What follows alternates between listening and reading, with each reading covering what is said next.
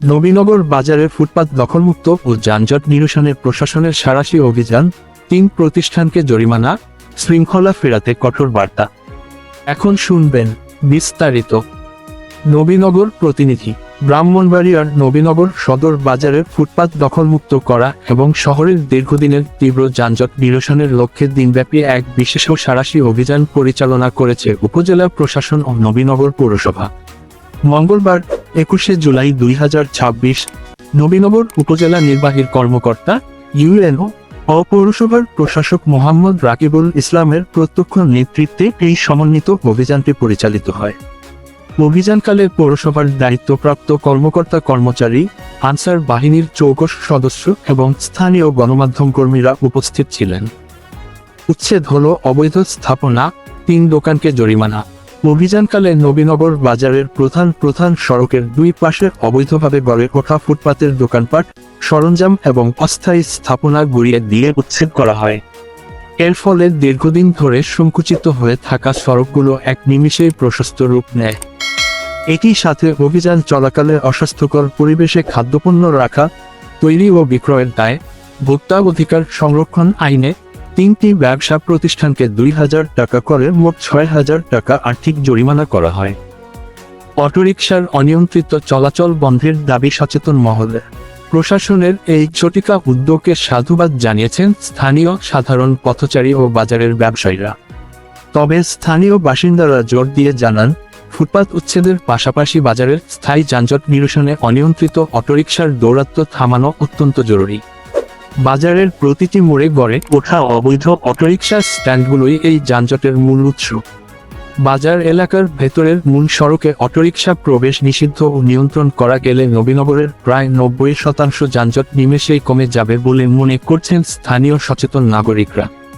এছাড়া দীর্ঘদিন ধরে নবীনগর বাজারে কোনো নির্বাচিত ব্যবসায়ী কমিটি না থাকায় বাজার ব্যবস্থাপনায় চরম বিশৃঙ্খলা দেখা দিচ্ছে বলে জানান ব্যবসায়ীরা।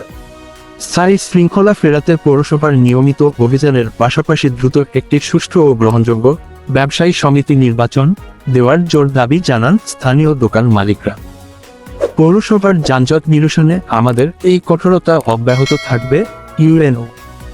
অভিযান শেষে অভিযানের সফলতা ও পরবর্তী পরিকল্পনা নিয়ে সাংবাদিকদের সাথে কথা বলেন নবীনগর উপজেলা নির্বাহী কর্মকর্তা ও পৌর প্রশাসক মোহাম্মদ রাকিবুল ইসলাম।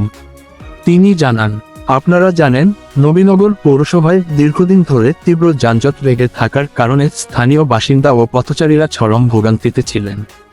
এর লক্ষ্যে আমরা পৌরসভার পক্ষ থেকে গত কয়েকদিন ধরে টানা মাইকিং করেছি এবং সকল দোকানদারদের স্পষ্টভাবে জানিয়ে দিয়েছি যাতে তারা দোকানের বাইরের রাস্তা বা ফুটপাত দখল করে ব্যবসা না করেন। সেই মাইকিংয়ের পরবর্তী আইনি পদক্ষেপ হিসেবে আজ আমরা সশরীরে বাজারে অভিযানে এসেছি। আপনারা দেখতেই পাচ্ছেন, অবৈধ দখল সরিয়ে দেওয়ার পর রাস্তাটি কতটা প্রশস্ত ও সুন্দর হয়েছে। আগে যেখানে অবৈধ দোকানপাটের কারণে গাড়ি চলাই দায় ছিল, এখন অনায়াসে যানবাহন চলাচল করতে পারছে। এতে পৌর এলাকার যানজট অনেকাংশেই কমে আসবে। প্রথম দিন হিসেবে আজ আমরা সবাইকে মৌখিকভাবে সতর্ক করেছি। তবে চরম অসঙ্গতি পাওয়ায় 3টি দোকানে ভোক্তা অধিকার সংরক্ষণ আইনে জরিমানা আদায় করা হয়েছে। ফুটপাত দখল ও অনিয়মের বিরুদ্ধে আমাদের এই অভিযান অব্যাহত থাকবে।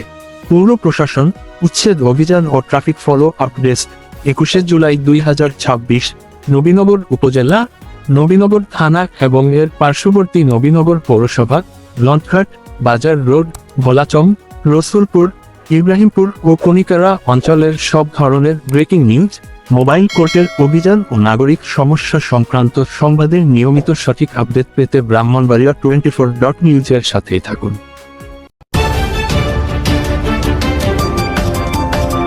ব্রাহ্মণবাড়িয়া 24.news